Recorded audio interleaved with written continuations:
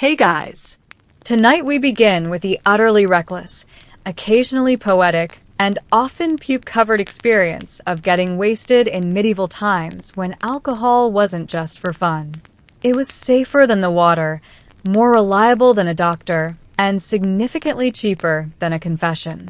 So, before you get comfortable, take a moment to like the video and subscribe, but only if you genuinely enjoy what I do here. And let me know in the comments where you're tuning in from and what time it is for you. It's always fascinating to see who's joining us from around the world. Now, dim the lights. Maybe turn on a fan for that soft background hum. And let's ease into tonight's journey together. Imagine you're a peasant in 13th century Europe. You've been working the fields since sunrise. You're caked in mud, your back hurts, and you're parched. But instead of reaching for a glass of water, you do something your modern descendants would find deeply alarming. You reach for a tankard of ale. And not because you're trying to get tipsy. No, it's because water could kill you. Medieval people had a healthy, well-earned paranoia of untreated water. Rivers and wells were convenient dumping grounds for sewage, dead animals, and the occasional unlucky traveler. Germ theory didn't exist yet, but people had figured out through trial and very unfortunate error that drinking straight from the stream was a shortcut to spending the night with your face in a ditch or in a shallow grave. The solution? Small beer, a low-alcohol, mildly fermented drink made from grains, barley, and whatever yeast happened to be floating around. It wasn't glamorous. It wasn't strong, but it was safer than the plague-ridden puddle outside. Children drank it. Nuns drank it. Even monks drank it. Though, to be fair, they probably had better stuff. The average medieval person consumed about a gallon of ale per day. That's right, a gallon. Not because they were all raging alcoholics, though, let's be honest, some were, but because they genuinely didn't trust water. It was also cheaper and easier to produce than wine, especially in Northern Europe. In many places, ale wasn't just a drink. It was a food group, a calorie delivery system in a cup, liquid bread, if you will, and far less chewable than the moldy stuff the local miller passed off as food. And no, people weren't staggering around drunk all day. The alcohol content in small beer was usually 1 to 2%. Just enough to kill bacteria, not enough to start a tavern brawl before breakfast. But if you drank too much, especially on an empty stomach, things got wobbly. While peasants were chugging low-grade ale to avoid dying from swamp water, monks were doing something a little more refined, inventing medieval craft beer. Yes, in between chanting, copying manuscripts, and regretting their celibacy, monks were quietly becoming the OG brewmasters of Europe. Far from being casual drinkers, they ran full-on brewing operations in their monasteries. And they were good at it. Really good. Why monks? Well, monasteries were clean, relatively stable, and full of men with time, literacy, and access to big pots. Brewing became part of the monastic routine, just like praying, fasting, and passively, aggressively judging each other's handwriting. They brewed for guests, for pilgrims, for charity, and of course for themselves. Let's not pretend Brother Pius wasn't sneaking a pint between Vespers and Matins. They also perfected recipes. Unlike peasants who just tossed grains in a pot and hoped for the best, monks documented everything. They measured ingredients. They timed fermentation. They even introduced hops to the process. Yes, hops. The plant that gives beer its bitterness and lets you pretend your IPA addiction is sophisticated. And while regular folks were drinking small beer, monks brewed stronger stuff. Why? Because they could. Also, because during fasting periods, solid food was banned, but beer wasn't. This brilliant theological loophole gave rise to what monks lovingly called liquid bread. It had calories. It had flavor. It had alcohol. What more does a cloistered man need? Some monasteries got so good at it that their beer became famous across regions. Townspeople would visit the abbey not for spiritual enlightenment, but for the booze. By the 14th century, many monasteries were running what we'd now call microbreweries. Except instead of a guy named Chad in a flannel shirt, it was Brother Gregory with a toner and impeccable fermentation notes. Monastic beer became a brand. Even today, several beers still carry names tied to old monasteries, proving that holy men really understood the sacred relationship between man and mug. Before Instagram, before Facebook, and long before you could ruin your reputation with a tweet, there were taverns. And in medieval times, taverns were where everything happened. Weddings were planned there. Deals were made there. Fights broke out there. And yes, people got properly, gloriously, biblically drunk there. Taverns were the medieval answer to both the office and the town square. You went there to hear news, gossip about your neighbors, argue about taxes, and occasionally find out if someone had been secretly excommunicated. It was basically a medieval Reddit thread, except with more beer and slightly fewer trolls. Slightly. The interior was simple: a dirt or straw-covered floor, rough wooden benches, an open hearth, and a tavern keeper who may or may not have cleaned the mugs this week. The air was thick with smoke, garlic, and regret. And on busy nights, you might find traveling musicians, dice games, or an impromptu pig auction taking place between rounds. The drink menu was modest, usually ale, maybe cider, and if you were lucky or rich, a bit of wine. But no one came for the variety. They came for the chaos. And in a society where most people worked from dawn to dusk in backbreaking conditions, a tavern was more than a drinking hole. It was a pressure valve. It's also where social boundaries blurred temporarily. In the tavern, peasants could bump shoulders with merchants. Clergy might share a bench with the town blacksmith.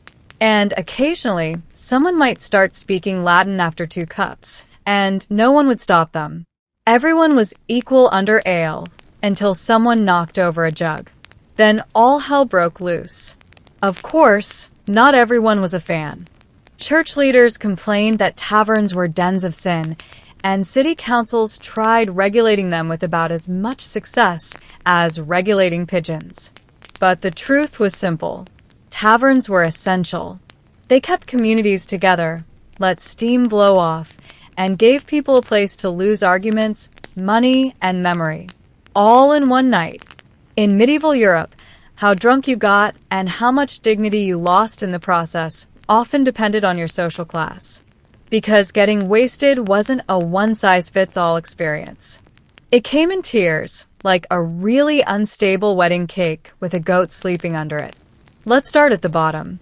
The peasant. Your average village labor drank small beer or weak cider throughout the day. Not to party, but to stay alive.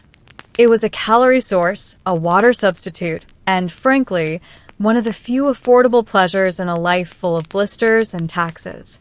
Peasants drank from wooden cups, clay jugs, or, if things got really desperate, their hands. Getting wasted wasn't always the goal, but on feast days, you could count on someone waking up in a haystack with no memory and someone else's shoe.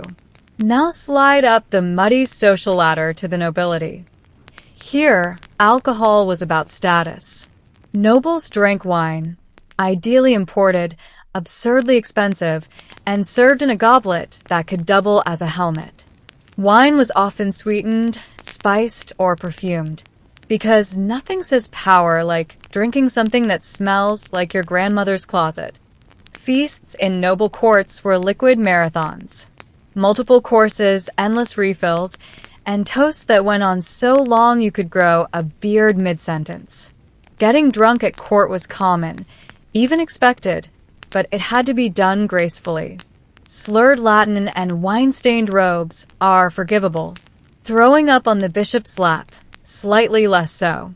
Then there were the monks and clergy floating in their own bubble, technically celibate, occasionally sober. Monasteries brewed beer, but the priests drank wine for sacramental purposes, of course, which is a polite way of saying they were usually tipsy by Vespers. But whether peasant or noble, the one universal rule was don't waste it. Alcohol was valuable. Every drop came from labor, fermented, stored, and hauled by someone who'd rather be napping. You drank what you had, and you respected it.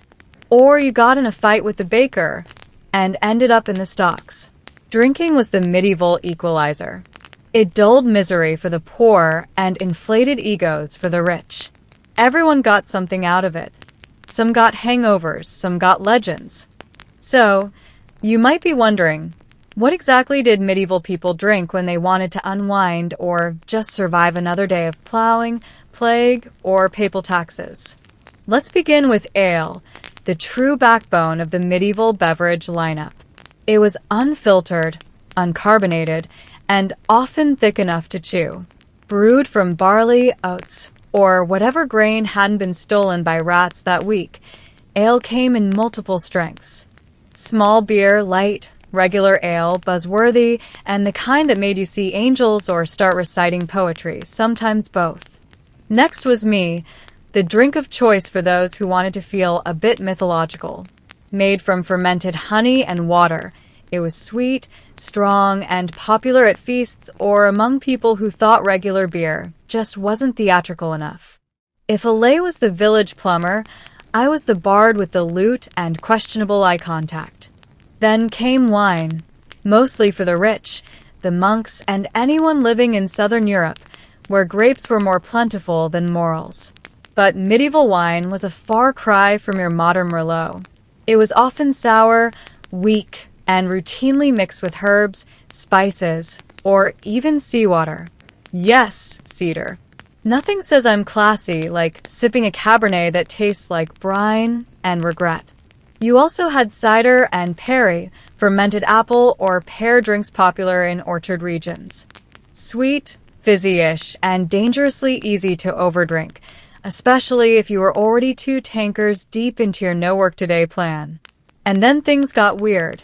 Some folks drank Bracket, a medieval hybrid of beer and mead, usually strong enough to peel paint.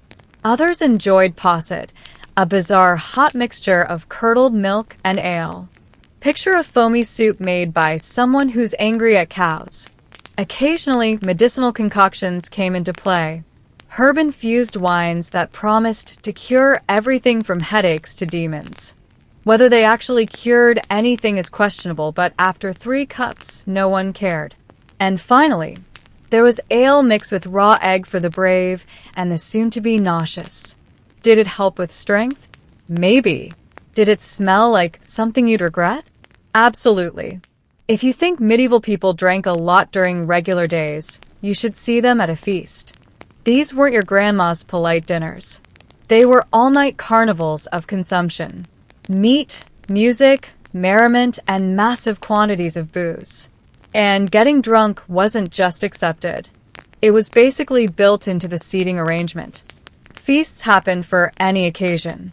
Weddings, holidays, the birth of a royal heir, the return of someone who hadn't died from crusading, or just because the Lord was bored and wanted to show off his new goblet shaped like a falcon. The drinking began early. Wine or strong ale was poured by the gallon, and guests were expected to participate enthusiastically. Refusing a toast could be seen as rude, suspicious, or even unpatriotic.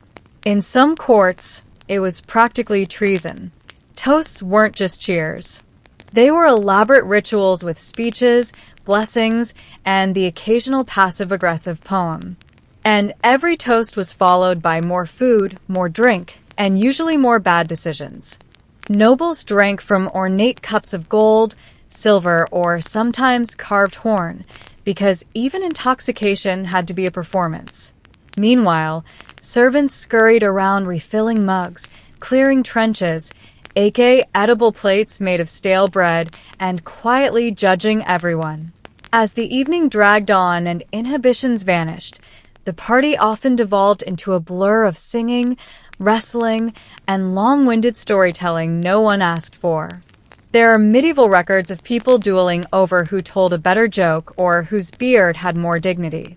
And then came the entertainers, minstrels, dancers, jugglers, or that one guy who made inappropriate shadow puppets after too much me, all fueled by the same overflowing pitches. If things went well, you left wobbling, full of roast goose and good cheer. If they went poorly, you woke up under the table next to a jester and a broken lute, swearing you'd never drink again until next week. Feasts were structured chaos and alcohol. It was the social glue and the accelerant. If you thought beer pong was the peak of human civilization, allow me to introduce you to the chaotic world of medieval drinking games, where the stakes were high, the rules were vague, and the chance of injury hovered somewhere around absolutely. Getting wasted wasn't just a side effect of medieval socializing. It was the main event, and games helped move things along. These weren't structured contests with scorecards. No, these were activities that started with laughter and ended with someone passed out in the turnip bin. One of the most common pastimes is toasting wars. Two or more people would try to out-toast each other, not in clever words, but in sheer volume. It was less about poetry and more about surviving round after round without slurring through the words to the king's goat. Another classic was casting the dice, often played for drinks, coins, or questionable favors. The dice were crude, often carved from bone, and the rules changed depending on who was sober enough to explain them. And if the game ended in an accusation of cheating, well, congratulations. You just invented medieval bar fighting, which we'll cover later. There was also who could drink the most the fastest. Not a creative name, but extremely popular. This was less about winning and more about achieving bragging rights and possibly liver failure. Medieval men prided themselves on how many tankards they could down before falling into a hedge. In noble circles, drinking games were wrapped in rituals and manners, like courtly pledges. A lady might challenge a knight to drink a full goblet in her honor, a task he'd accept dramatically, possibly while composing a short, epic poem and trying not to belch through the rhyming couplets. And of course, there were games with physical consequences, balance contests, spinning challenges, and impromptu wrestling once someone mistook the minstrel for an ogre. The point was never really to win. The point was to drink more, laugh harder, and test the durability of the local furniture. In medieval Europe, drinking wasn't just socially acceptable. It was theologically endorsed. The church may have wagged its finger at taverns and bar fights, but when it came to wine, that was holy business. Let's start with the basics. Communion wine. At every Mass, the priest would lift the chalice, say a few sacred words, and boom, it was now the literal blood of Christ. And then he drank it, often several times a week, sometimes daily. Now, it's not like priests were doing keg stands in the cathedral, but the ritual meant a steady, respectable intake of wine, all in the name of salvation. And wine wasn't reserved just for communion. Monasteries produced barrels of the stuff, technically for religious use, but somehow always with enough left over for, let's say, personal reflection. Monks documented their vintages, praised the divine quality of fermentation, and occasionally ended sermons a bit slurred. Then you had saints who were practically the patron protectors of partying. Saint Bridget of Ireland once prayed for a lake of beer for the heavenly host. And yes, that's a real quote. Saint Arnold of Soissons is said to have saved thousands by urging people to drink beer instead of water during a plague. Science? No. Accidentally correct. Absolutely. Even religious festivals doubled as excuses to drink. Christmas, Easter, and saints' days weren't just for praying. They were for feasting, singing, and warming your soul and bloodstream with ale or mead. Pilgrims often stopped at monasteries where monks offered hospitality in the form of bread, shelter, and just enough wine to make the next leg of the journey spiritually questionable. And if you passed out under the altar table, well, you were just resting in the presence of the Lord. Of course, the Church condemned excessive drinking.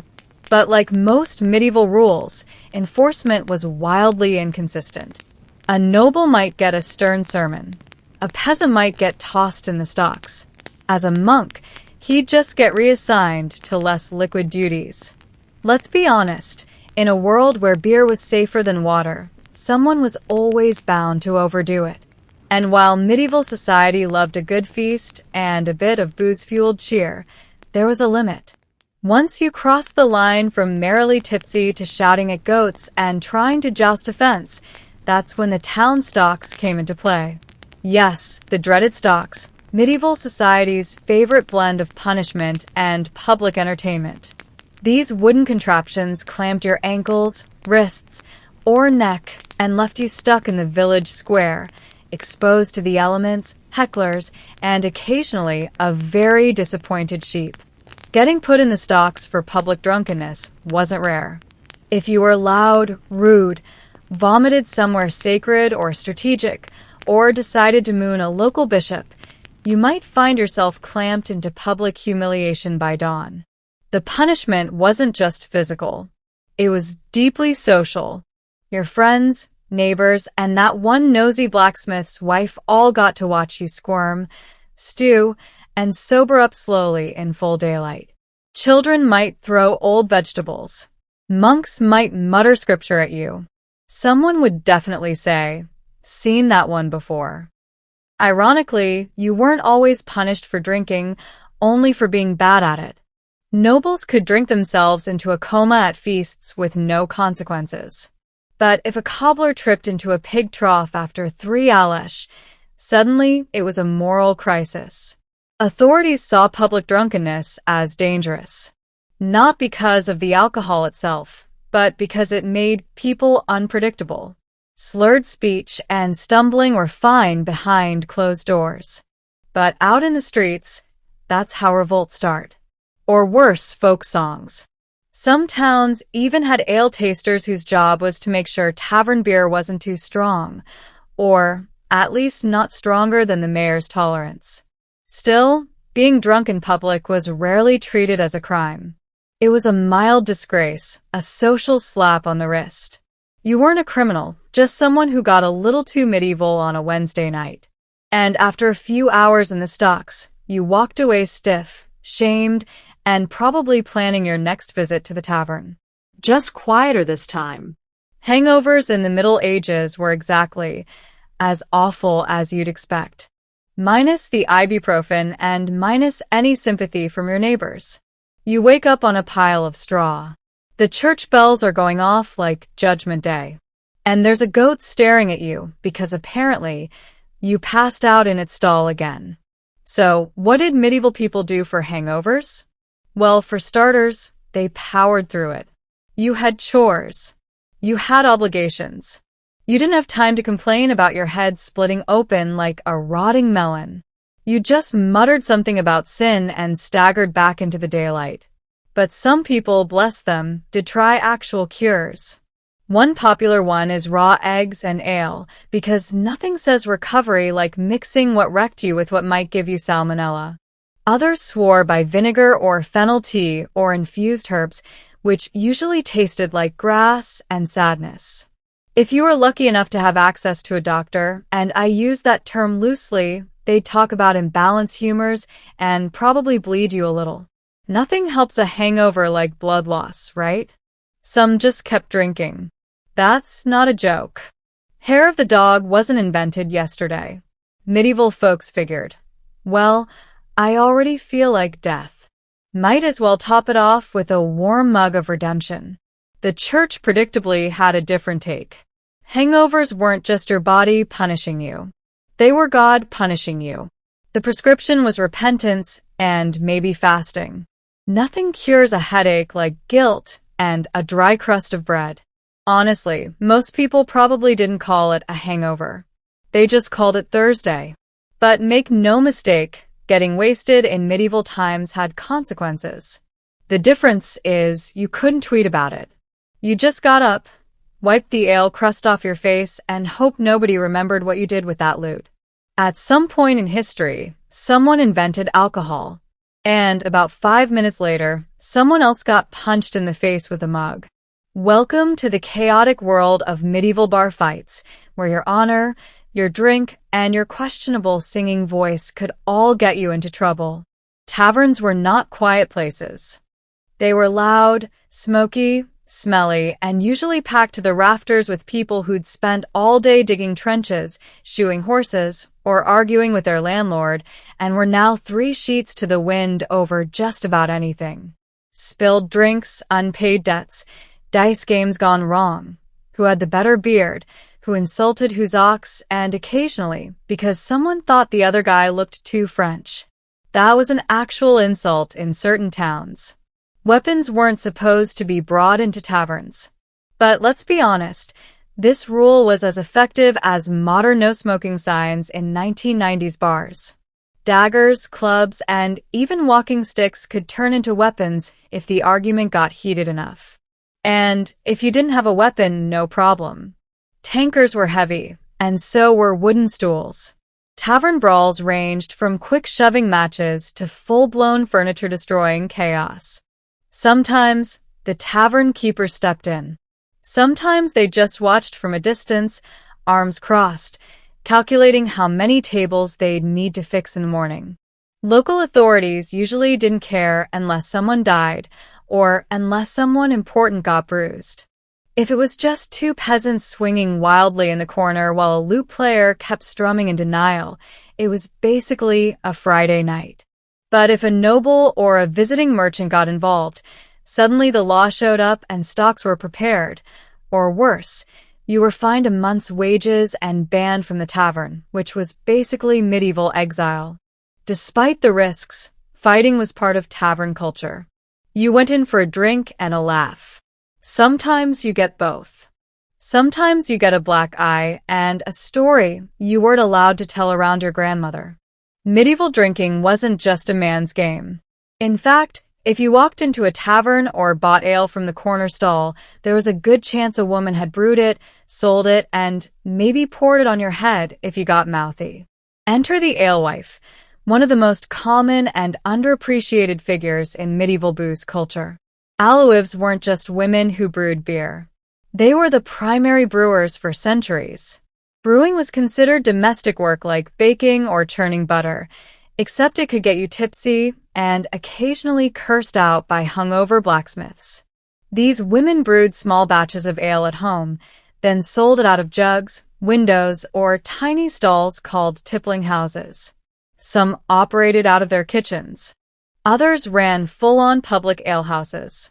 And yes, they could get in trouble, especially if their ale was too strong, too weak, or mysteriously made people hallucinate and fight chickens. Alewives were expected to follow local brewing laws, which changed depending on the town, the year, or the mood of the inspector. Prices were fixed by law, which meant if an alewife overcharged or watered down her product, she could be fined, publicly shamed, or forced to wear a paper hat declaring her a bad brewer. Yes, really.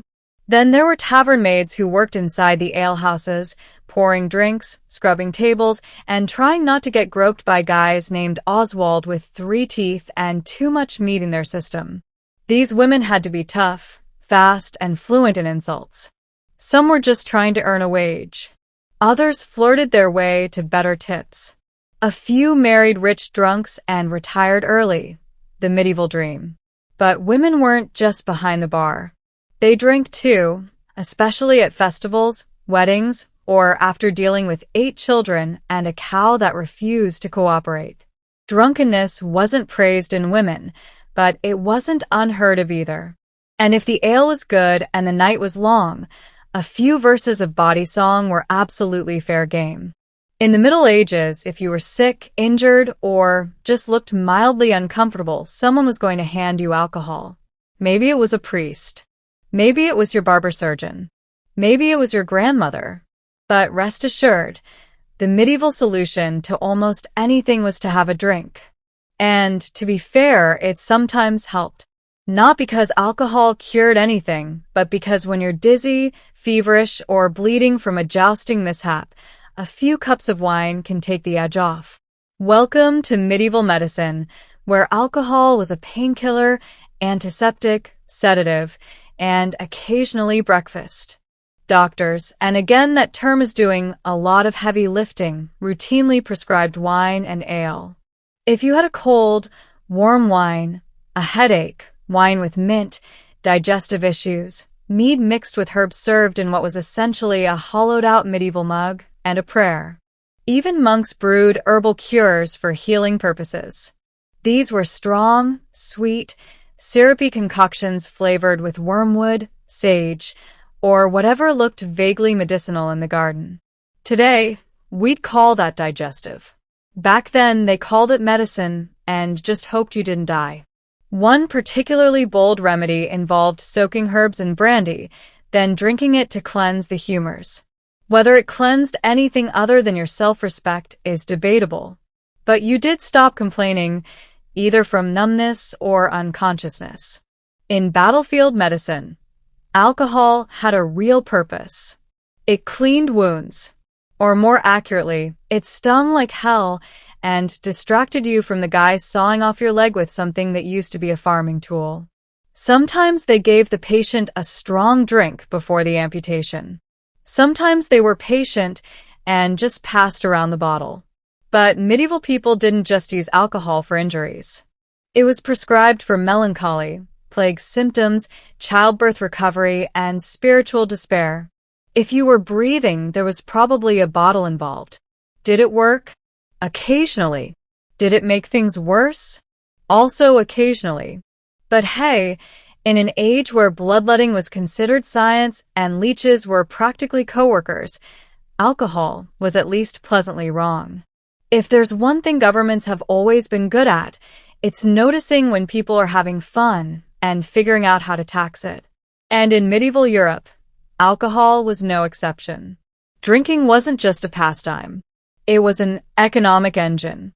Brewing, selling, and serving alcohol created jobs, generated revenue, and gave local authorities yet another excuse to write unnecessarily dramatic laws. Some towns even had aliconers, official taste testers, who checked whether the beer was good, legal, and appropriately frothy. Not a bad gig, assuming you didn't mind gout. Taverns needed licenses to operate, though what counted as a license varied wildly. In some places, it was a stamped document. In others, it was just a verbal agreement with the local chief and a sack of onions as collateral. But if you served ale without permission, you could be fined, shamed, or shut down faster than a poorly played lute solo. Prices were also regulated. That's right, price caps on beer. Authorities posted ale prices on wooden boards, and alewives or tavern keepers who charged too much were punished in theory. In practice, if your ale was strong and your cousin worked at the mayor's office, things got flexible. And then came the taxes. Taxes, wine taxes, malt taxes. In some places, there were even drinking vessel taxes. Imagine getting fined for using a cup that was too fancy. Welcome to medieval capitalism. Monasteries and nobles often had tax exemptions, of course, because nothing says divinely inspired like not paying duties on your barrels of mead. Meanwhile, peasants were stuck paying levies on every batch they brewed for family gatherings, even if it tasted like watery sadness. But these regulations didn't stop people from drinking. They just made them more creative. Some taverns operated unofficially. Some brewers sold off the record. And others simply bribed the right people and hoped no one checked the ledgers too closely. The result was a booming, slightly illegal, ale-soaked economy built on loopholes, gossip, and the unshakable human desire to have a pint at the end of a long day. In short, medieval booze wasn't just social. It was business. And business was booming. By the end of the medieval period, the way people drank and what they drank started to shift slowly and subtly, and there were far fewer pigs in taverns. One major change came with the rise of stronger alcohol. Distillation, that magical process that turns wine into something that could clean wounds and erase memories, became more refined in the late Middle Ages. This gave birth to early versions of brandy, aquavit, water of life, and other dangerously potent drinks that made beer look like toddler juice. At the same time, international trade expanded. Exotic spices, new brewing techniques, and eventually sugar and rum made their way into Europe. With every shipload of imported goods, drinking culture evolved. And ale began to lose ground to wine and spirits, especially among the wealthy, who now wanted to sip imported claret and pretend they were part of the Renaissance. Taverns also got an upgrade. By the 16th century, some evolved into inns and public houses, early versions of the pub. Drinking was no longer just something you did after work. It became a structured part of travel, politics, and even postal delivery. Yes, medieval mailmen drank frequently, and then came the Reformation, which poured cold water and guilt on a lot of the party. Reformers like Calvin and Knox were not big fans of public drunkenness.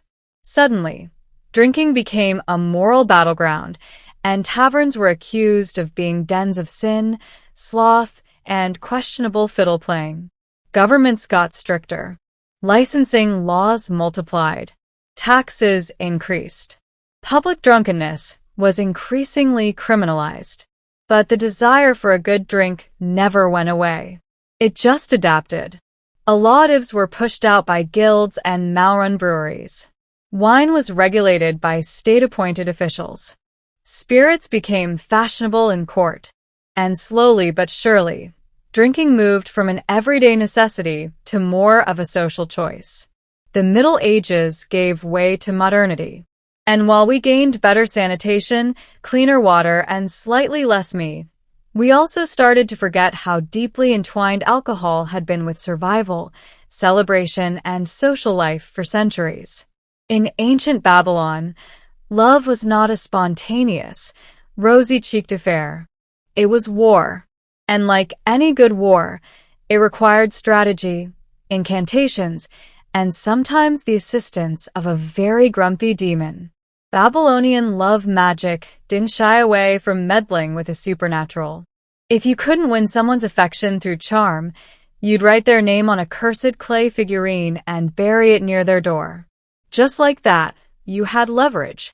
Who needs roses when you've got necromancy? The Babylonians believed love could be summoned or subdued through ritual and invocation. Tablets from Mesopotamian archives describe enchantments where a priest or sorceress would call upon Ishtar, the goddess of love and war, to bend the will of a target. And Ishtar was not the gentle harp-playing type. She once destroyed an entire mountain range because someone dumped her. So yes, she knew a thing or two about vengeance and passion. Some spells included hair, nail clippings, or drops of blood, organic tokens to tether the lover's soul to the spellcaster. These were either burned in small fires, dissolved into oils, or wrapped inside fabric pouches. These pouches would be buried beneath thresholds or hidden in beds to heat the heart of the desired person. That heating could sometimes cause obsession or madness.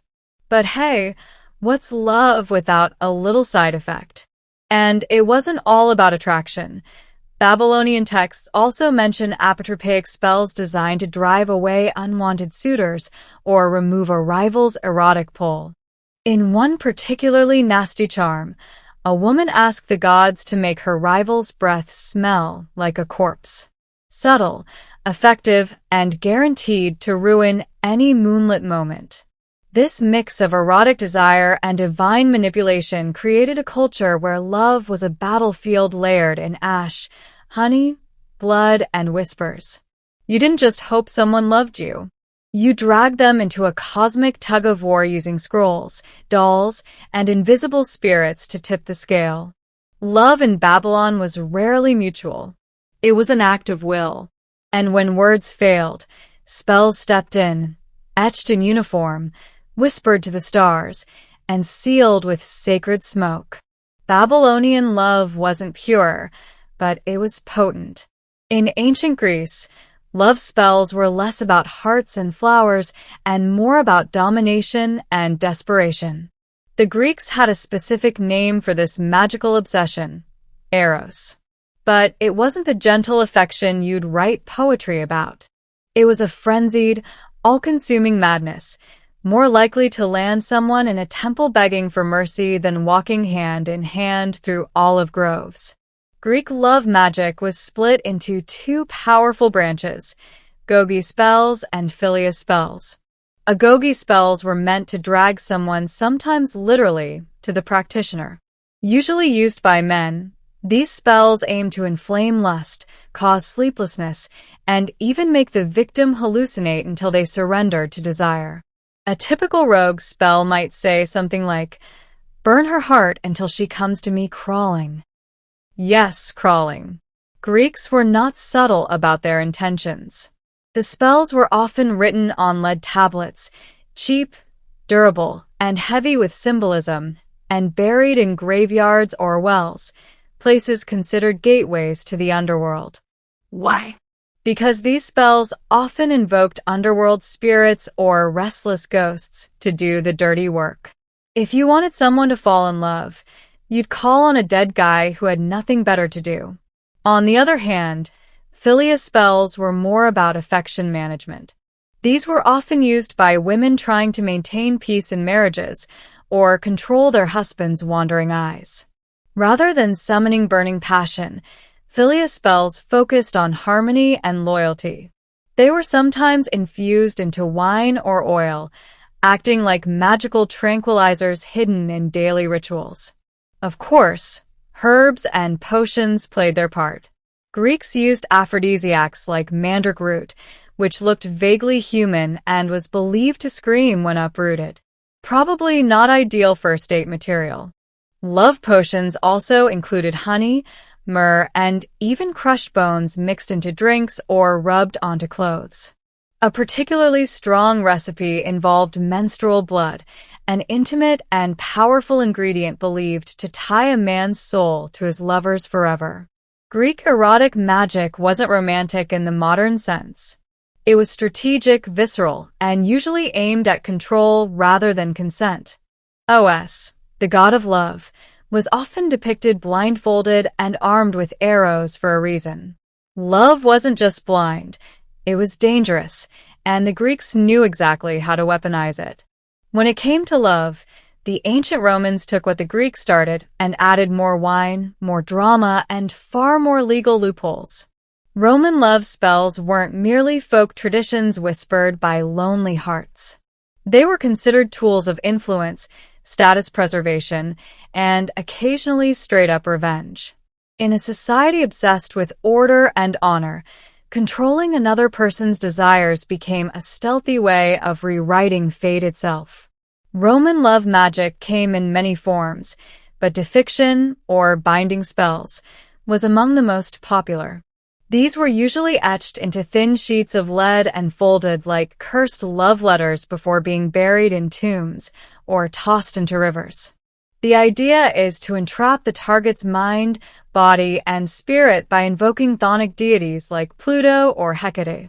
The writing was often sharp, commanding, and full of desperate pleas. Some read like court summons. Others resembled melodramatic fanfiction.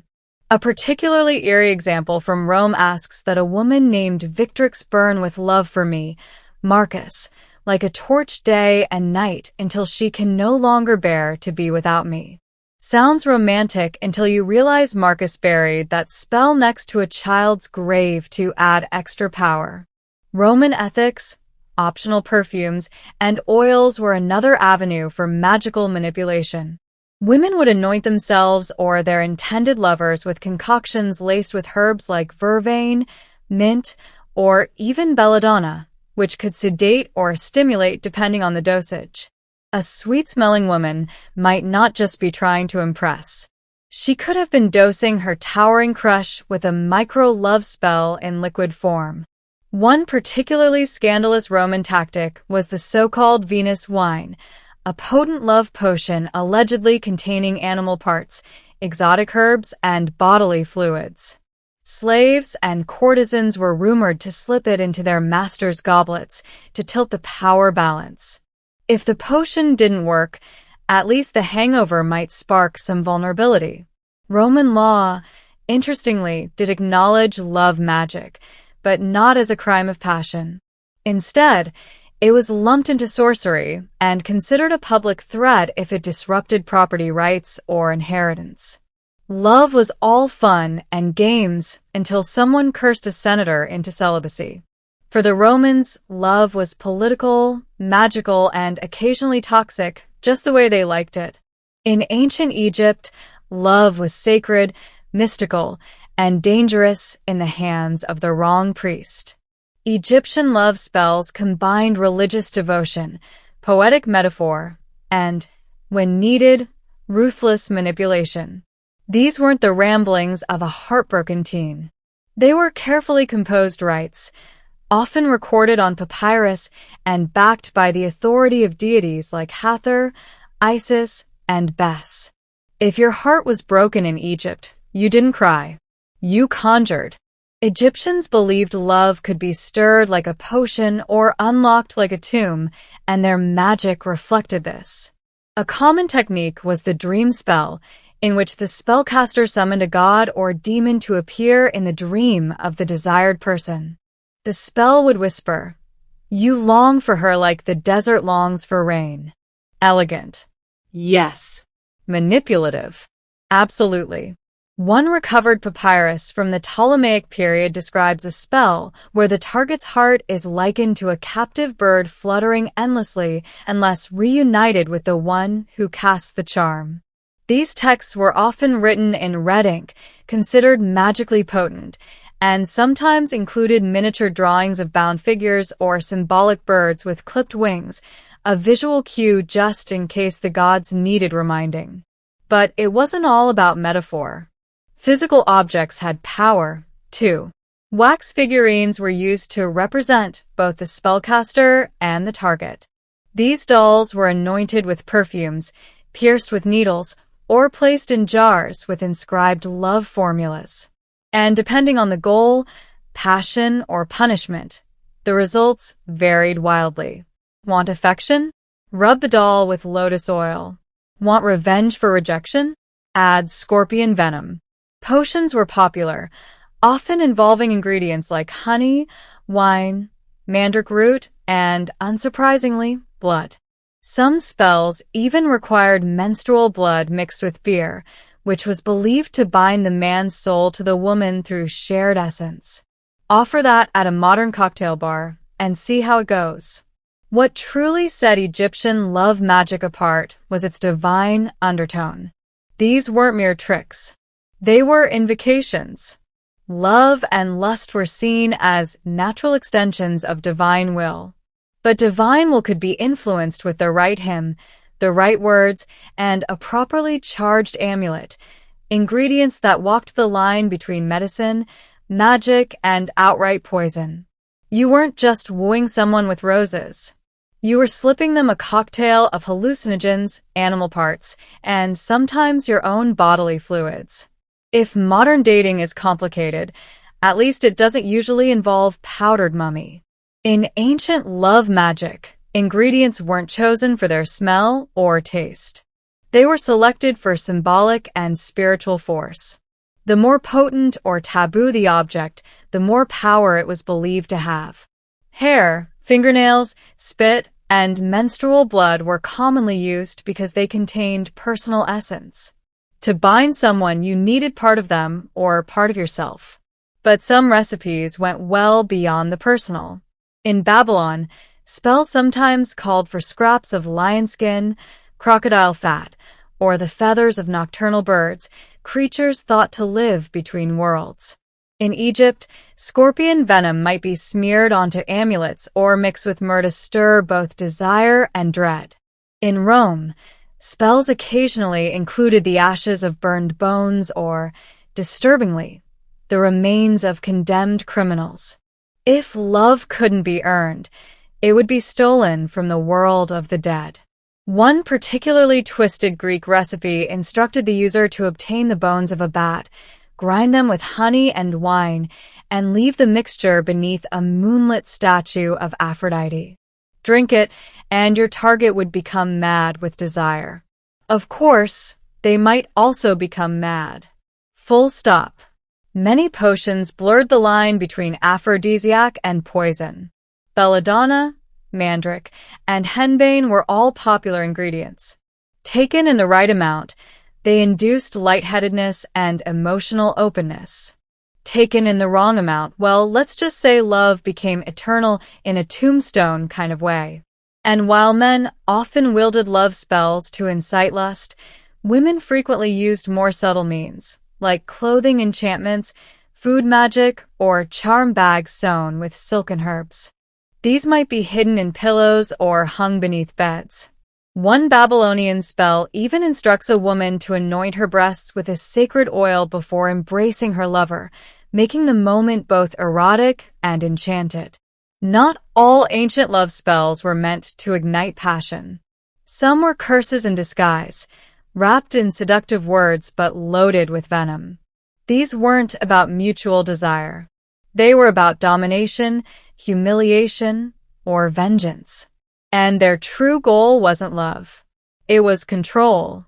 In ancient Greece and Rome, many so-called love spells were actually depiction, binding curses meant to overwhelm the will of the victim. They might be phrased sweetly. May she think of no other man but me, but their methods were sinister. The idea was to shatter a person's emotional independence, rendering them sleepless, obsessed, and emotionally enslaved. If that sounds like psychological warfare, it was. These spells often targeted the mind and body. A popular Greek curse would ask deities of the underworld to bind the target's arms, legs, tongue, and even genitals, rendering them helpless unless they came crawling back to the spellcaster. Lead tablets inscribed with these curses were folded tightly, symbolizing the sealed fate of the victim, and deposited in graves, wells, or crossroads, all liminal places where divine and human realms met. One infamous Roman example begged Pluto to turn her thoughts into madness until she sought me out in the streets. It included specific bodily instructions. Bind her knees so she cannot dance with another. Bind her lips so she cannot kiss another. It wasn't romance. It was emotional kidnapping, complete with ghostly accomplices. Sometimes these love curses included a second victim, a rival. In that case, the spell would redirect all of the target's passion to the caster while simultaneously ruining the rival's chances. One spell from Carthage curses a woman's competitor with hair loss, a rotting voice, and womb sickness. A terrifying way to ensure she wouldn't be anyone's object of affection. Even in Egypt, where love magic often took poetic forms, curses seeped in. Some spells invoked lion-headed deities to tear apart a target's peace of mind until they submitted. Others used figurines of the victim, stabbed, burned, or broken, while reciting verses to bind their heart to the practitioner. Despite the elaborate rituals and eerie curses, ancient love magic wasn't always hidden in temples or carved into cryptic tablets. Much of it lived in the ordinary, woven into the routines of daily life. For many, casting a love spell was as natural as brushing one's hair or pouring wine. Magic wasn't separate from reality. It was embedded in it. In bustling markets from Babylon to Athens, vendors didn't just sell figs and perfumes. They also sold magical charms. Small amulets made from carnelian, hematite, or bronze were carried in tunics or sewn into garments to attract affection or shield against unwanted advances. Some were shaped like phalluses, others like tiny hands or eyes, symbols believed to either charm or ward off lust. A girl might wear one when hoping to catch the attention of a suitor. A wife might tuck one under her mattress to keep her husband loyal. Love magic also slipped into food.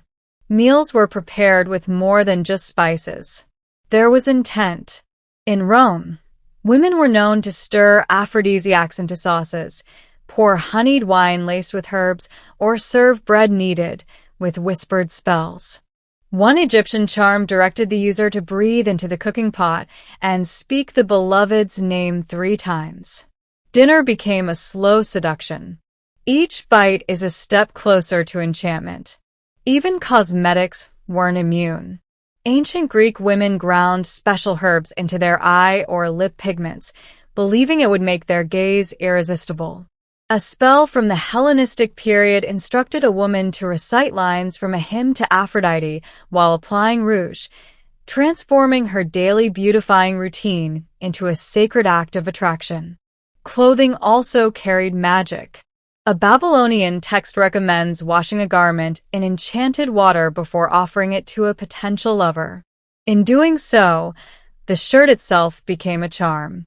And if that lover wore it, the spell was said to tighten like a net.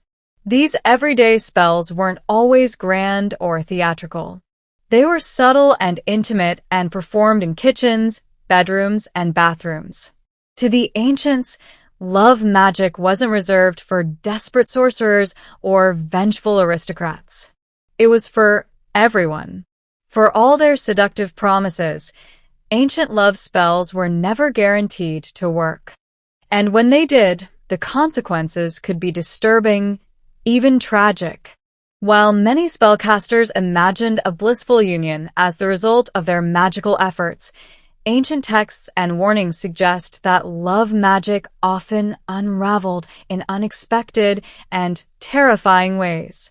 The same spell meant to bind a lover could just as easily summon illness, madness, or divine punishment.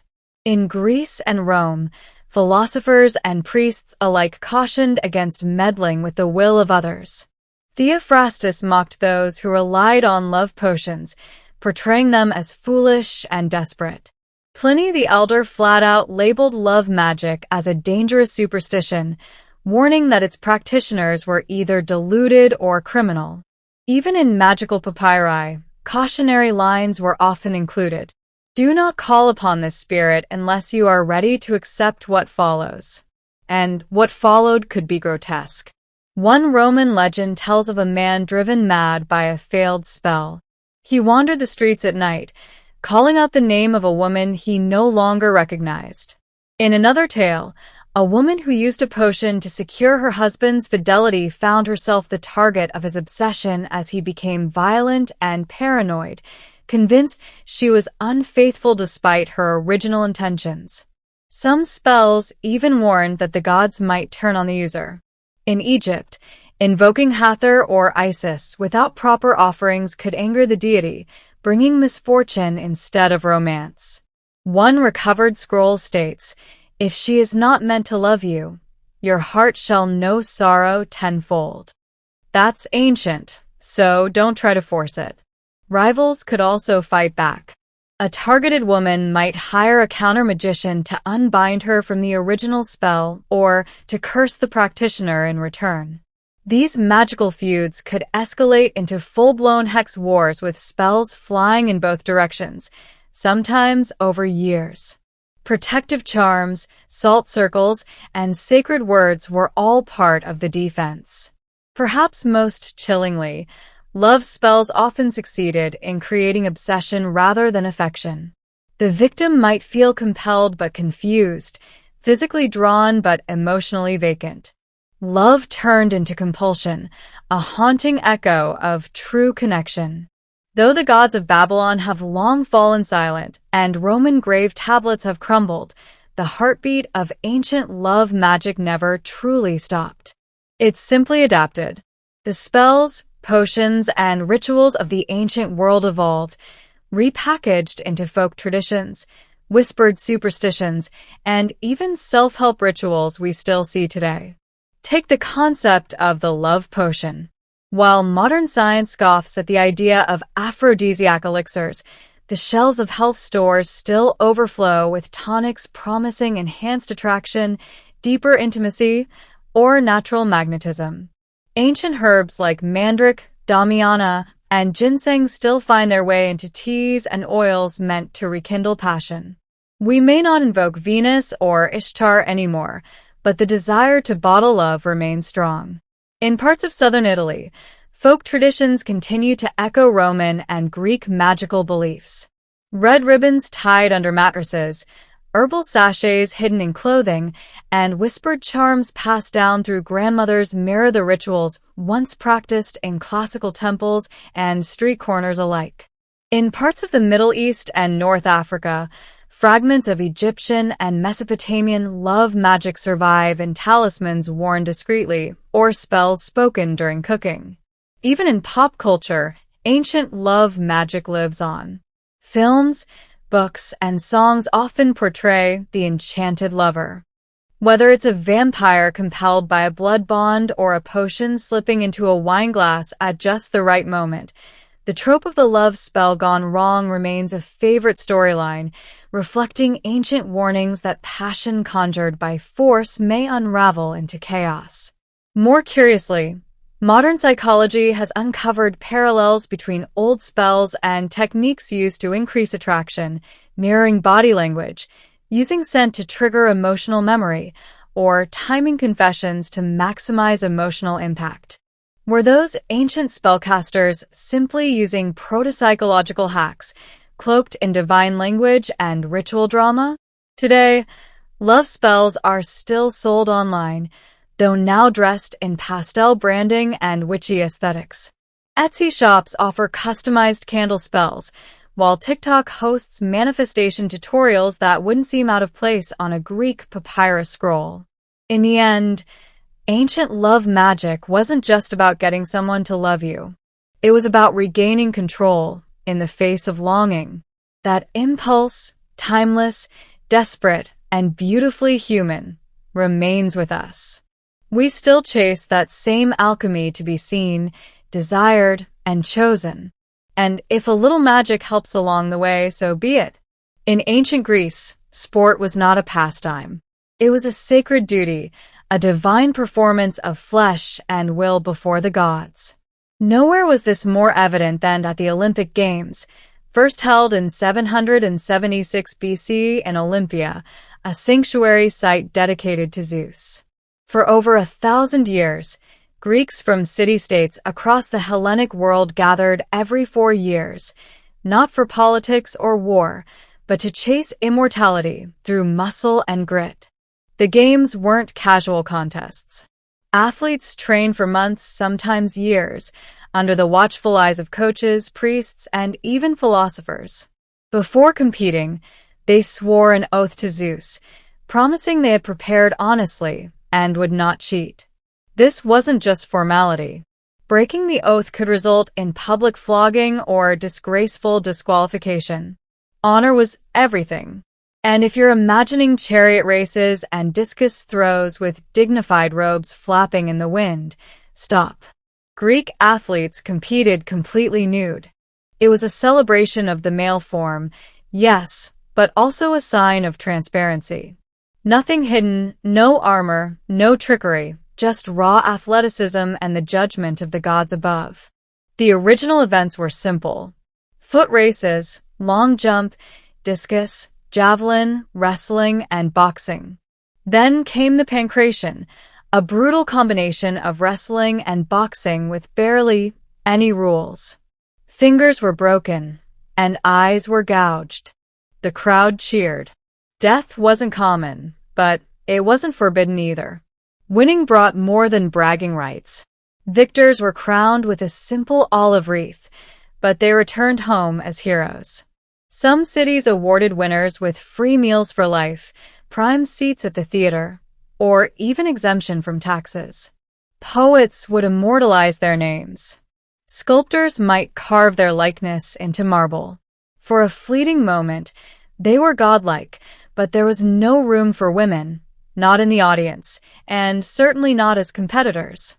The Olympic Games were for men only, though women did have their own separate festival. The Heraia, also held at Olympia, featured foot races for unmarried girls.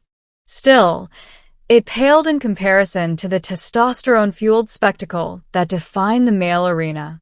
The Greek Olympics were more than games. They were a sacred fire burning with ambition, discipline, and divine expectation to run, to wrestle, and to win. It wasn't just athleticism. It was a ritual. It was a legacy. It was a war without weapons. If the Greeks turned sports into sacred ritual, the Romans turned them into a blood-soaked spectacle.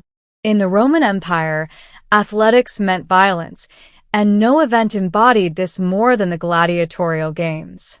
These weren't polite matches in tunics.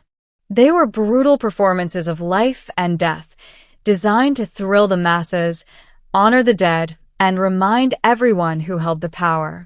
Gladiators were typically slaves, prisoners of war, or condemned criminals. But despite their low status, they became household names. Some, like Spartacus, rose to legendary fame, admired even as they were paraded into combat for the crowd's delight. Trained in special schools called ludi, these men, and occasionally women, were taught to fight with discipline, precision, and flair. The more theatrical, the better. Bleeding was part of the entertainment. The most famous arena was, of course, the Colosseum in Rome, an engineering marvel that could hold up to 50,000 spectators. Events were free, paid for by emperors and politicians eager to win public favor. Bread and circuses, they called it. Keep the people fed and entertained, and they won't ask too many questions about corruption or conquest. Combat styles varied. Some gladiators fought with swords and shields, suris. Others with nets and tridents, retiarii. Each type had its own strengths, weaknesses, and costumes carefully curated to keep matchups unpredictable and exciting. The games also included mock battles, wild animal hunts, and public executions. It was athleticism meets theater meets horror. But not every fight ended in death. Contrary to popular belief, most matches ended when one fighter conceded. Killing a well-trained gladiator was bad for business. These fighters were investments. Only the editor, the person sponsoring the games, could decide if a loser lived or died. And yes, the infamous thumbs up or down gesture. Probably a myth. Ancient sources are ambiguous, so let's chalk that up to Hollywood flair. Despite their bloodstained purpose, some gladiators achieved celebrity status. They received gifts and fan letters. Yes, ancient graffiti has been found praising their beautiful thighs and sometimes even freedom. Retired gladiators could become trainers, bodyguards, or minor celebrities. Long before football, baseball, or basketball, the people of Mesoamerica played a game that was part sport, part religious drama, and part cosmic allegory. Known today as the Mesoamerican ball game, or by its nahuatl name, Lamalisti, this was no weekend leisure activity. It was a sacred rite, a political tool, and occasionally a death sentence. Played by the Olmecs, Mayans, and Aztecs, the game involved a heavy rubber ball, sometimes weighing as much as 4 kilograms, that players had to keep in motion using only their hips, elbows, knees, or thighs. No hands allowed. The goal varied by region and era, but in many cases, it involved hitting the ball through a vertical stone ring mounted high on the court wall. Considering the size of the ball and the limited body parts allowed, scoring a point was nothing short of miraculous. The courts known as or pakapakarinas were shaped like a capital I with sloping sides and often surrounded by carvings depicting gods, warriors, and scenes of sacrifice. These weren't your average playgrounds. They were stages where the divine and human collided. And it wasn't just about winning or losing. The ball game was deeply symbolic. It represented the eternal battle between life and death, day and night, and the gods and the underworld. In some versions of the myth, the game reenacted the journey of the hero twins from the Maya Popolvuh, who descended into the underworld and played against death itself. The most controversial element is ritual sacrifice. Contrary to popular myth, not all games ended in death, but many important matches, especially those tied to religious festivals, did. The sacrificed weren't always the losers either. In some elite contexts, the captain of the winning team was offered as a noble tribute to the gods, ascending in theory to divine favor through death. Others argue it was the losers who paid the price. A public display of cosmic justice. What's undeniable is the cultural weight of the game. It wasn't mere entertainment. It was theology in motion. The thud of the rubber ball echoed through temple plazas, a heartbeat of belief, identity, and power. When it came to physical activity, the ancient Egyptians blended leisure, ritual, and preparation for the afterlife. Sports weren't simply a diversion. They were reflections of cosmic balance, royal power, and divine order. While they lacked massive public arenas like the Greeks or Romans, Egyptian society still nurtured athleticism with a spiritual undercurrent that made every movement meaningful. Wrestling was perhaps the most visually documented of all ancient Egyptian sports. Tomb paintings dating back over 4,000 years show pairs of young men locked in grapples, executing complex throws and holds that wouldn't look out of place in modern judo. These weren't staged performances. They were serious training exercises that emphasized discipline, coordination, and balance. Wrestling was often used to train soldiers and elite guards, but it also had ritual significance, symbolizing the eternal struggle between order, Mahat, and chaos. Archery was another vital sport, especially for the pharaohs. Depictions of rulers firing arrows from chariots, sometimes while the vehicle was in motion, were not just records of skill but political propaganda. A strong pharaoh was a divinely approved one, and mastery of the bow was proof of divine favor and martial readiness. During festivals, kings would sometimes demonstrate their prowess by shooting arrows through copper rings surrounded by cheering priests and nobles. Rowing competitions also held a place in ancient Egyptian life, especially along the Nile. Crews of young men competed in ceremonial regattas, their synchronized strokes reflecting discipline and unity. These weren't just for sport. They honored the gods and recreated mythical journeys like the solar bark of Ra crossing the heavens.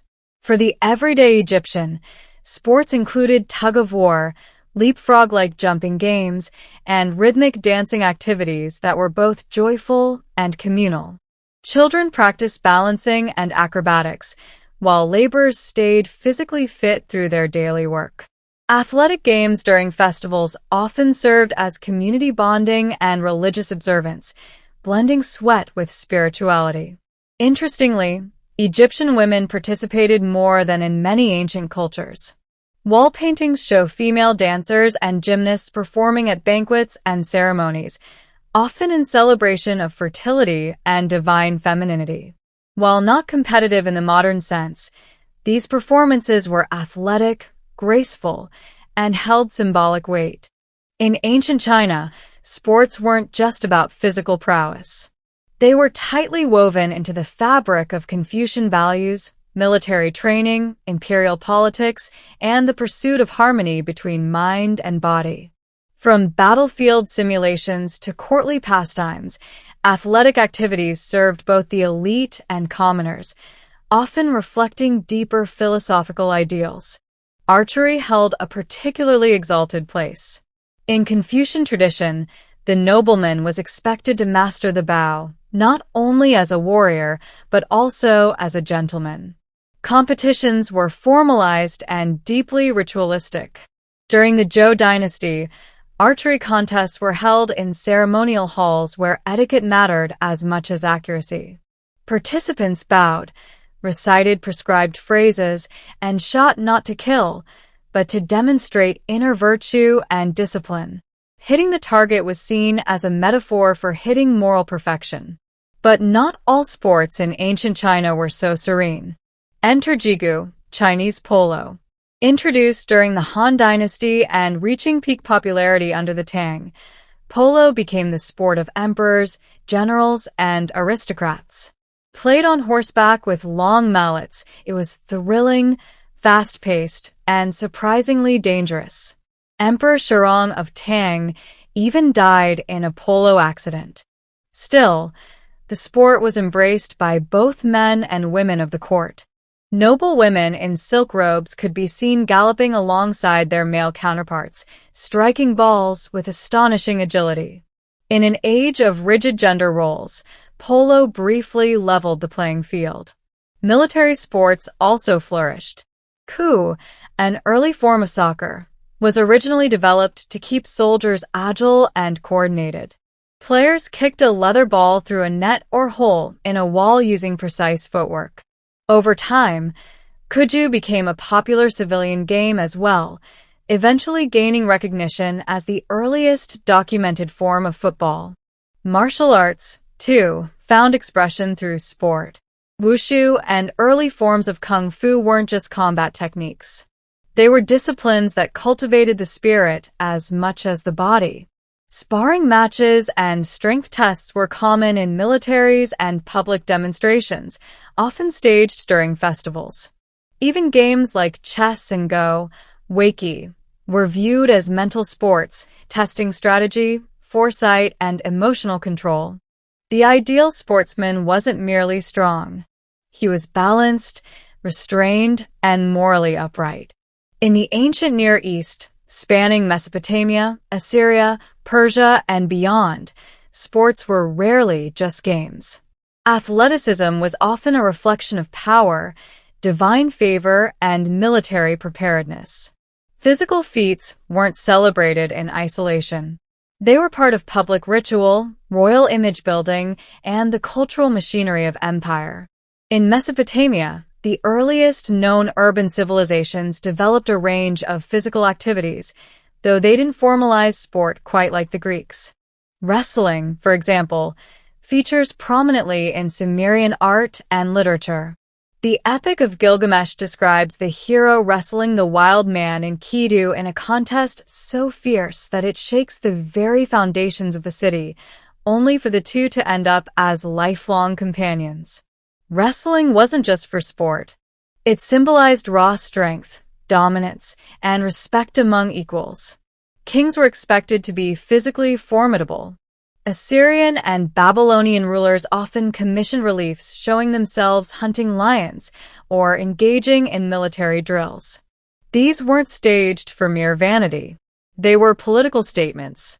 Killing a lion by hand wasn't just a show of courage. It declared that the king could tame chaos and uphold order. That lion hunt was state-sponsored propaganda in muscular form.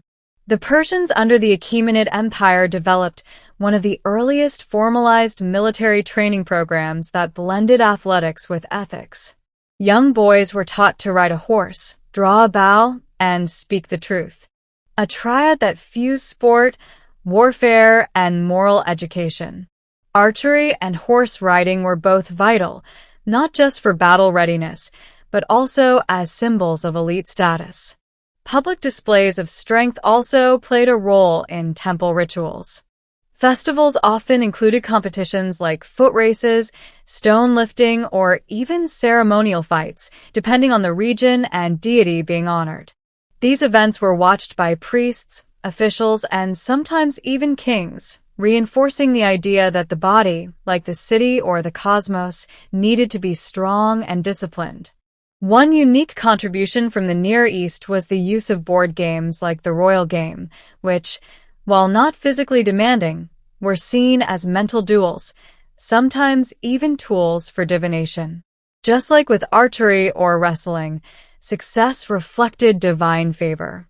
In the ancient civilizations of South Asia, particularly the Indus Valley and early Vedic societies, physical culture was deeply interwoven with social hierarchy, spiritual training, and the pursuit of balance between body and mind.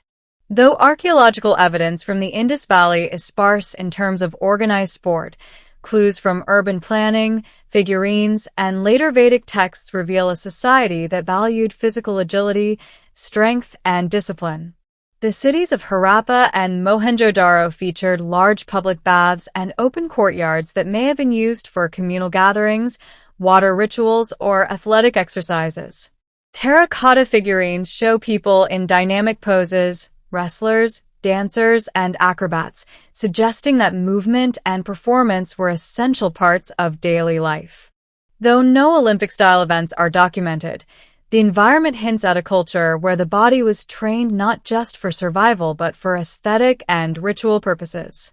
As society transitioned into the Vedic period, the emphasis on physical prowess became more codified, particularly through Dhanava, the ancient science of warfare. Young warriors were trained in archery, swordsmanship, chariot driving, and hand-to-hand combat. Competitions often accompanied royal festivals where princes showcased their martial skills to assert dominance and attract political alliances. Wrestling, or Maluta, emerged as one of the most revered sports in ancient India. More than just brute force, it was a spiritual practice. Wrestlers followed strict dietary and moral codes, lived disciplined lives, and often trained in temples. The era, a traditional wrestling school, functioned like a monastery, emphasizing mental purity as much as physical strength. The practice survives today in modified forms, still deeply respected. Ball games and dice games also appear in the Sanskrit texts. Krida, the Sanskrit word for sport, encompassed everything from racing animals to playing strategy games. In the Mahabharata, even divine heroes like Krishna and Arjuna are shown participating in sports, often using their skills as metaphors for cosmic struggle. Yoga, too, originated during this period, not as a gentle stretching routine, but as a rigorous system of physical and mental discipline aimed at achieving spiritual liberation. Athleticism here was not for glory, but transcendence. Though often overlooked in historical accounts, women in the ancient world did participate in sports. Though usually under strict limitations and in gender-specific arenas. When women trained, competed, or performed physical feats, it was often tied to fertility, grace, or ritual purity rather than public spectacle or competition. Yet across cultures, we find surprising evidence of female athleticism, sometimes celebrated, sometimes suppressed, but never absent. In ancient Greece, women were banned from the Olympic Games, not just from competing, but even from watching. However, they had their own festival, the Heraia, held in Olympia in honor of the goddess Hera. Young unmarried girls raced barefoot in tunics shorter than the norm, their hair loose in contrast to married women's veils. Though there was no javelin or pancration, victory was still rewarded with olive crowns and commemorated with statues. In Sparta, women enjoyed far more athletic freedom.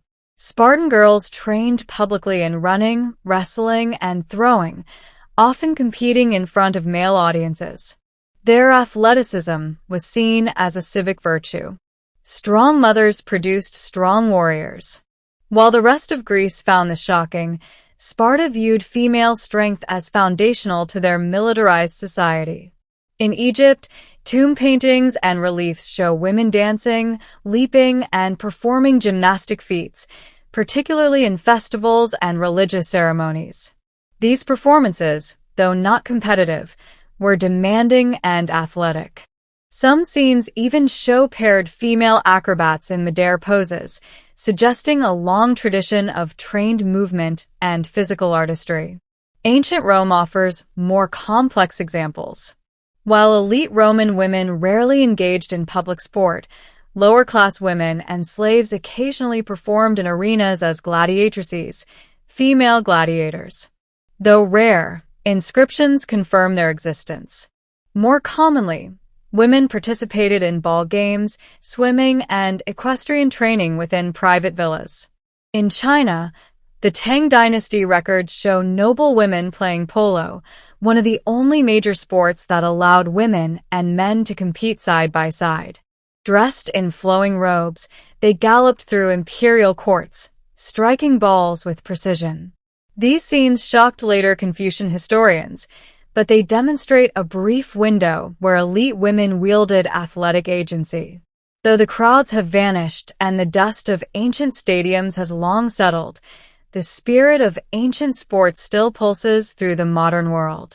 From Olympic gold medals to football stadium chants, today's athletic culture owes more than just inspiration to the ancient world. It inherits its structure, its spectacle, and even its soul. The Olympic Games themselves are a direct resurrection. Revived in 1896, the modern Olympics were consciously modeled on their Greek ancestors, complete with ceremonial oaths, laurel motifs, and even the flame, a symbol once sacred to Hestia. The values may have shifted from divine favor to international cooperation, but the essential goal remains to celebrate the physical limits of the human body. Roman influence echoes in our love for stadium sports. Massive arenas, structured leagues, and the theatricality of modern games, from entrance music to over-the-top commentary, mirror the gladiatorial shows of the Colosseum. Even the idea of cheering sections, uniforms, and sports as national identity can be traced back to the imperial pageantry of Rome. Mesoamerican traditions resonate in the ways we tie sports to ritual and symbolism. Though no modern game ends in human sacrifice, thankfully, we still speak of athletes as warriors, matches as battles, and trophies as sacred objects. Victory remains mythologized. From China's elegant archery contests to the militaristic discipline of Persian training, the idea of sport as moral education has endured. Modern martial arts continue to teach not just movement but respect, restraint, and self-mastery, values rooted in ancient codes. Even forgotten games like Kuju and Krita have seen renewed interest as historians and enthusiasts seek to rediscover the diverse origins of modern athletics. Ancient board games, too, are reappearing in popular culture, not as dusty relics, but as reminders that competition isn't always physical. Perhaps most striking is how the ancient world framed sports as more than recreation. They were political tools, religious expressions, and acts of identity. Today, when athletes kneel, speak out, or represent entire nations, we're seeing the same tradition unfold. Sport as narrative, as power, as legacy. In short, the ancient world didn't just invent games. It invented the idea that through sport, humanity could aspire to greatness, not just strength or speed, but honor, meaning, and the eternal pursuit of something just beyond our reach. Paris, the city of light, romance, revolution, and art. But few tourists realize that beneath the elegant boulevards and iconic monuments lies another city, far darker and infinitely more silent. A shadow Paris, stitched together by tunnels, carved into limestone, and lined wall-to-wall with bones. This is the Catacombs, a 200-mile underworld filled with the remains of over 6 million people. The descent into the catacombs begins innocently enough. A spiral staircase leads you down away from the noise of the living world. The air grows colder. The light dims, and then you're there in the ossuary, a space where walls are literally made of human bones stacked with disturbing precision. Skulls are arranged in rows like trophies. Femurs cross-hatched in decorative patterns. Some tunnels even form shapes. Hearts, crosses, columns. It's morbidly artistic and disturbingly calm. This macabre labyrinth was never built with tourists in mind. In fact, the catacombs began as limestone quarries dug as early as the Roman era. Paris grew by using the very bones of its earth. Limestone for buildings, cathedrals, and bridges. But by the 1700s, those empty quarry tunnels would take on a new role because the living were running out of room for the dead. By the mid-18th century, Paris faced a dire crisis. Its cemeteries, particularly the infamous Saints' Innocents, were so overcrowded that corpses were literally spilling into nearby buildings. The stench of overpowering disease is inevitable. Something had to be done. In 1786, officials began exhuming millions of corpses from overflowing graveyards and relocating them into the abandoned quarries. Workers moved cartloads of bones under the cover of night, a grim procession lit by torchlight. The bones were dumped at first, then rearranged later into the haunting formations we see today. It wasn't just sanitation, it was spectacle. The result is a vast necropolis beneath a modern metropolis. A place where time stands still, where bones of plague victims, revolutionaries, and medieval monks rest side by side. The catacombs don't just preserve the dead. They hold the memory of a city that has always teetered between beauty and decay. So while Paris above sparkles with elegance, below it sleeps, silent, dark, and watching.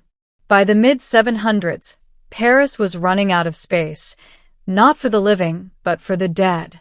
Cemeteries had become overburdened to the point of collapse, quite literally. The most infamous offender, the Cimetière d'Ars, is located in the center of the city. It had been in use for nearly 1,000 years and had accumulated centuries of corpses, layer upon layer, in shared graves, often stacked 6 or 7 deep. As the population grew, so did the problem. By the 18th century, the Innocents and other cemeteries had become bubbling pits of decay. The smell was inescapable, seeping into homes, churches, and markets. Residents near St. Innocents complained of unbearable stench and frequent sickness. The meat spoiled faster. The water tasted strange. In some accounts, the walls of nearby basements began to crack and leak human remains. It wasn't just grotesque. It was dangerous. In 1763, King Louis XV issued a royal decree banning burials within the city, but the church resisted. Cemeteries were sacred ground. Bodies were to rest in consecrated soil. But by the 1780s, the situation had reached a tipping point. After a cellar wall collapsed, due to the weight of decomposing bodies on the other side, public health officials demanded a solution. The dead could no longer stay above ground. Enter the abandoned limestone quarries. These underground chambers, remnants of Paris's building boom, were mostly unused, dark, cold, and far from the eyes of the city, perfect for a mass relocation of human remains. In 1786, authorities began transferring bones from St. Innocents to the subterranean network. The work was conducted at night out of public view. Workers wore long robes, and the carts of bones were draped in black cloth. Priests accompanied the processions, chanting the rites of the dead. It was equal parts grim and reverent. The transfer of bodies continued for decades. Other cemeteries were emptied, too. Sainte-Tine-de-Grès, Madeleine, and Montmartre are among them. As more bones filled the tunnels, officials began arranging them into patterns, both to save space and to provide a somber sense of order. This crisis, born of too many dead and too little land, created one of the world's most chilling monuments. The catacombs weren't just a solution. They were a reminder that, even in death, the city must be managed. Step into the ossuary section of the catacombs of Paris, and it becomes instantly clear this is no random bone dump. This is architecture. A cold, meticulous symmetry crafted not from stone or brick, but from human remains. Skulls line the walls in neat rows framed by femurs and tibias. Some sections form patterns, hearts, crosses, and arches. Every structure is built not just to store bones, but to transform them into a kind of subterranean art. This transformation didn't happen by accident. It was the work of Lucien Carter-Dury, the inspector of quarries during the early 19th century. While earlier transfers had simply involved piling bones in heaps, Carter had a different vision. He believed the catacombs could serve as a moral and aesthetic monument, both a solution to overcrowded cemeteries and a reflection on the transience of life.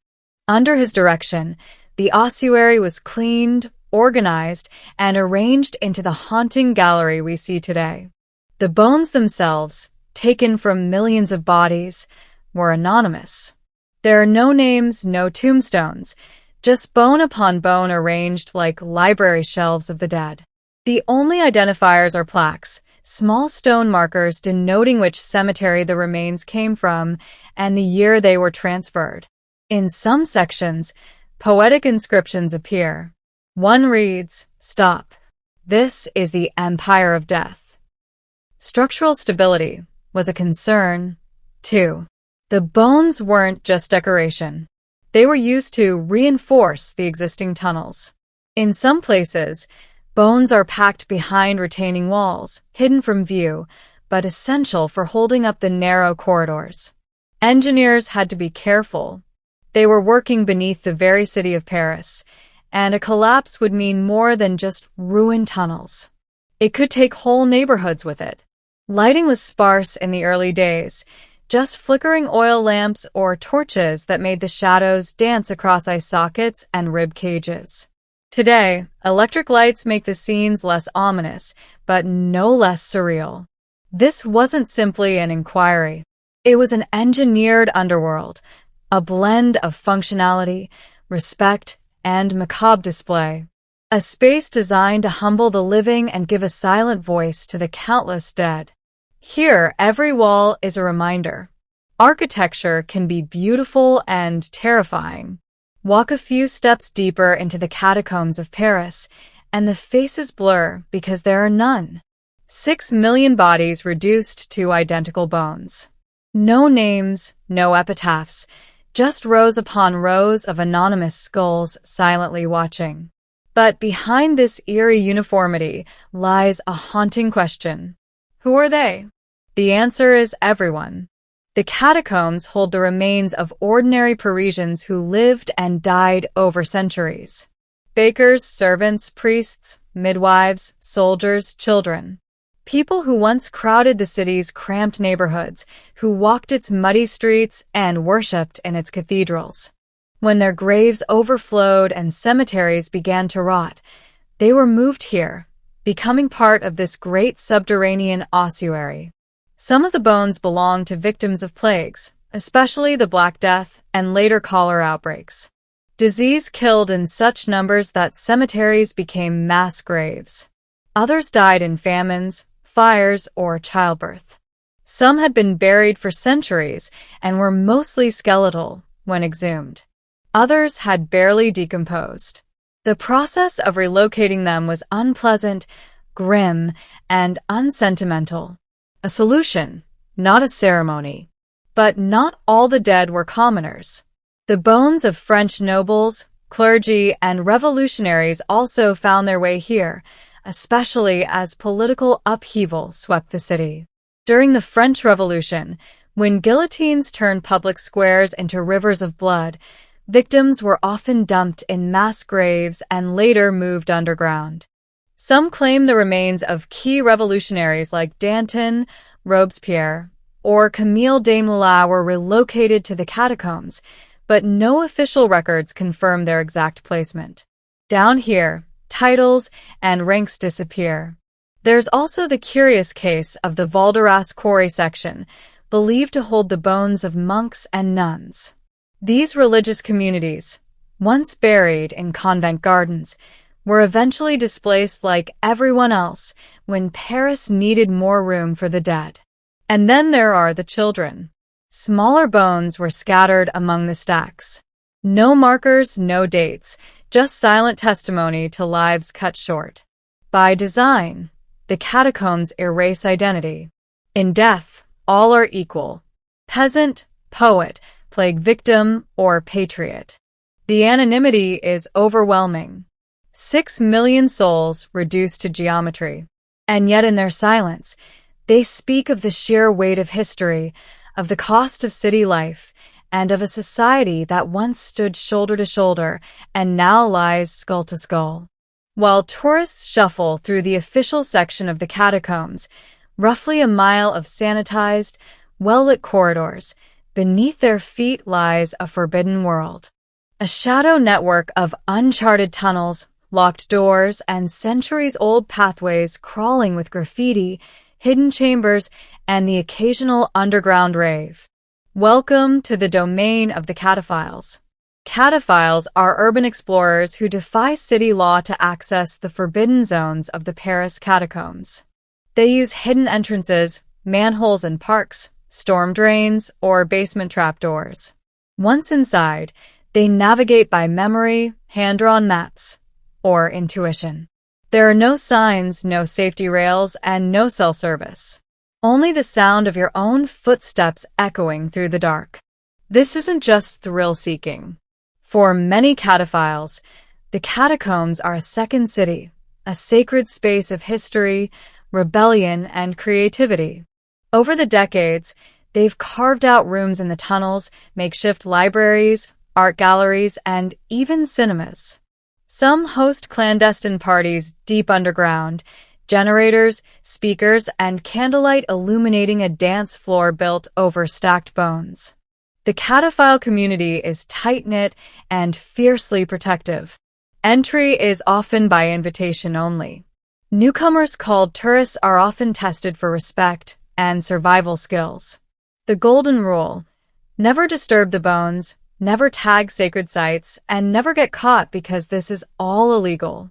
In 1955, French authorities declared all unofficial exploration of the catacombs prohibited. The risks were and are real. The tunnels are unstable in places prone to collapse. Some are flooded. Others are filled with tight crawl spaces and dead ends that can disorient even seasoned explorers. Over the years, there have been injuries, arrests, and even deaths. In one notorious case, a man went missing for days and was found delirious in a remote section, guided out only by search dogs. Despite the dangers, the city's catacombs, the Catholics, struggle to stop the trespassing. The system is simply too vast. Every time a known entrance is sealed, a new one is found. The cataphiles return. They always return. For them, the catacombs are more than bones. They are freedom. Mystery. A place where Paris breathes differently, where time dissolves, and where the living walk alongside the dead. Not in fear, but in reverence. Wander deep enough into the Paris catacombs, and the silence gives way. Not to voices, but to symbols, messages scratched into limestone. Cryptic arrows, names, faces, cryptic poetry, and fading paint. This is the language of the tunnels. A tapestry of graffiti, signs, and secret codes left by generations of cataphiles, workers, soldiers, and the dead. Some of the oldest markings come from quarrymen centuries before the catacombs became a burial site. These early miners carved dates, initials, and directional arrows into the walls to track where they'd been. Many engraved their names with pride, like time-stamped signatures in the earth. Others marked exits, stone quality, or left sketches, simple images of pickaxes, candles, and even ships. These weren't just idle doodles. They were survival tools in a lightless maze. Once the catacombs became an ossuary, a new language emerged. Carved plaques from the 18th and 19th centuries label which cemetery the bones came from. Some include haunting epigraphs. Why is death always behind you? Others quote scripture or Latin maxims about the vanity of life and the certainty of death. But deeper in the forbidden zones, modern hands have added their own voice. Cataphile graffiti flourished in the 20th century. Some pieces are artistic masterpieces, elaborate murals painted by flashlight, and entire walls transformed into glowing skeletons, mythical beasts, or surreal portraits. Other markings are practical. Arrows pointing toward known exits, nicknames etched into stone, or coded directions like GV Chalik 30 men to Monterich. The tunnels have their own unofficial map, an oral cartography passed among cataphiles. Locations bear cryptic names. The beach, a sand-filled cavern. The cellar, the cathedral, the sandbox. Some walls are nicknamed for the images on them. The mushroom forest, the elephant room. Without this insider knowledge, getting lost isn't just possible. It's almost guaranteed. There are also marks of occupation. Candle holders carved into walls, benches made of scavenged stone, and rusted hinges where makeshift doors once stood. Some explorers bring stencils or ink stamps, marking their visits like underground passports. Others leave behind poems, bottle caps, or small figurines. Quiet offerings to a world of eternal night. In the catacombs, language becomes legacy. Every scroll, every arrow, every whisper in paint is part of an evolving chronicle telling us someone was here. Someone passed through, and someone wanted to be remembered. During times of war, the Paris catacombs were more than a macabre curiosity. They became a battlefield in the shadows. Beneath the streets, while bombs fell and regimes shifted above, the catacombs served as shelter, hideout, and strategic weapon. For centuries, they've been a part of Paris's wartime story. Quiet, secretive, and essential. During the French Revolution, bones were still being transferred underground, but the tunnels were already becoming more than storage. As the guillotine claimed heads by day, the catacombs absorbed the mounting remains by night. Rumors swirled that revolutionaries used the tunnels to move undetected across the city, plotting in the dark. These passages weren't just for the dead. They were tactical. In World War II, the catacombs entered a new chapter of intrigue. When Nazi Germany occupied Paris in 1940, the Wehrmacht and the SS mapped sections of the catacombs for military use. In one infamous case, a bunker was constructed beneath the Le Montagne, right within the tunnel system. Hidden from the Allies, it served as a command post, complete with reinforced walls, supply storage, and communication lines. But the resistance was watching. The French resistance, ever resourceful, also used the catacombs underneath enemy-controlled Paris. They navigated these tunnels with expert knowledge, staging ambushes, smuggling weapons, and conducting meetings in the echoing dark. It was a game of subterranean cat and mouse. One level below the Nazis, French fighters moved like ghosts. The cataphiles of the time, those already familiar with the unofficial sections, became invaluable. Their knowledge of hidden entrances and obscure routes turned the catacombs into a guerrilla labyrinth. Some sections still show evidence of their presence. Resistance graffiti, remains of ration cans, and even defensive structures built into the stone. Bomb shelters were carved during air raids. Ordinary citizens sometimes fled to the tunnels during Allied bombings or Nazi crackdowns. Down there in the stillness, families waited, bones on one side, war above, and hope somewhere in between. After the war, many of these wartime sections were sealed off or forgotten, but traces remain. A rusted door, a pile of gas mask filters, a scorched wall. The catacombs held secrets long before the 20th century. But in wartime, they became something more. A crucible of survival, resistance, and the quiet defiance of a city that refused to die. Where there are bones and darkness, legends follow. The Paris catacombs are no exception. Over the centuries, these tunnels have become the breeding ground for myths, ghost stories, and urban legends that blur the line between reality and nightmare. Once a burial solution, the catacombs now host a folklore of their own, one that continues to grow with every new echo in the dark. One of the most famous tales is that of the Phantom of the Catacombs. Some say it's a long-dead quarryman who got lost and now wanders the tunnels, his footsteps heard but never seen. Others claim he's a plague victim, cursed to roam the Oi forever, seeking his lost family among the 6 million skulls. Whether ghost or metaphor, visitors and explorers alike have reported disembodied whispers, cold gusts of air, and sudden nausea in certain sections of the tunnels, especially near older, untouched quarries. Then there's the legend of the camcorder tape.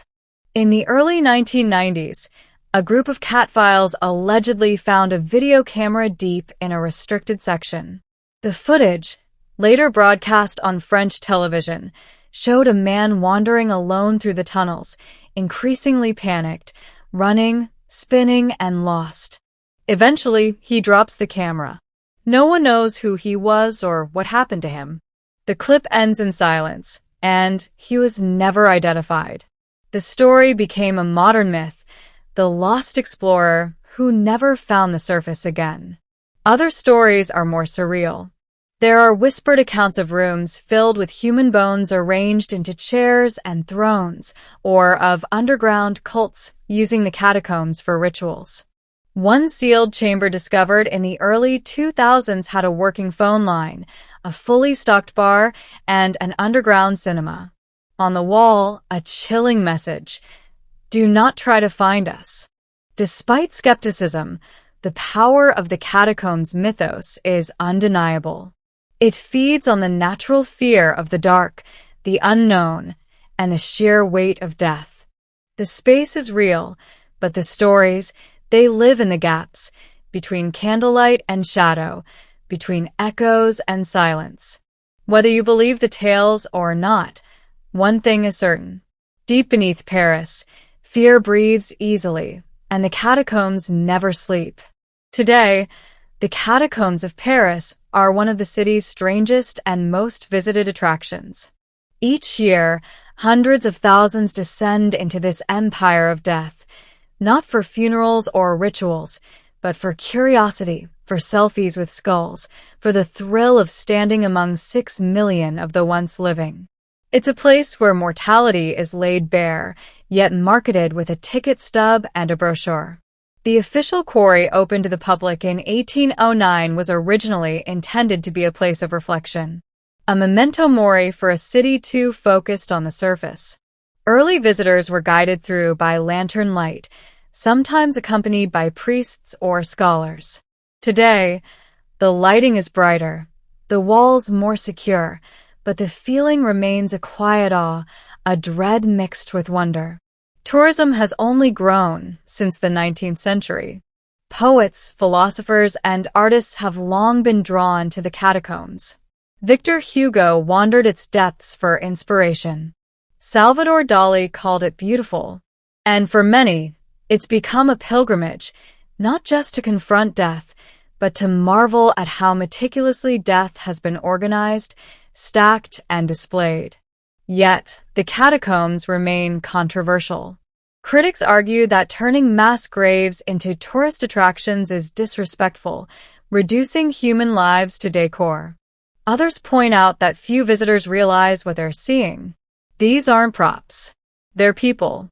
Real individuals once with names, faces, and families, now anonymous relics of a buried past. Still, the catacombs serve a powerful purpose. They remind us of scale, the sheer number of lives lived before us.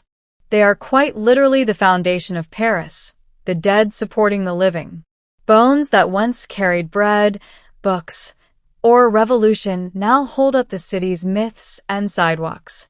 But strangely, the moment you climb the staircase and return to the surface, Paris feels different. Louder, brighter, more alive. Because in the end, the catacombs don't glorify death. They sharpen our sense of life, its fragility, its brevity, and its beauty. Beneath Paris lies its deepest truth. Everything we build on bones. And someday, perhaps the city will add ours to the archive. Thanks for being with us.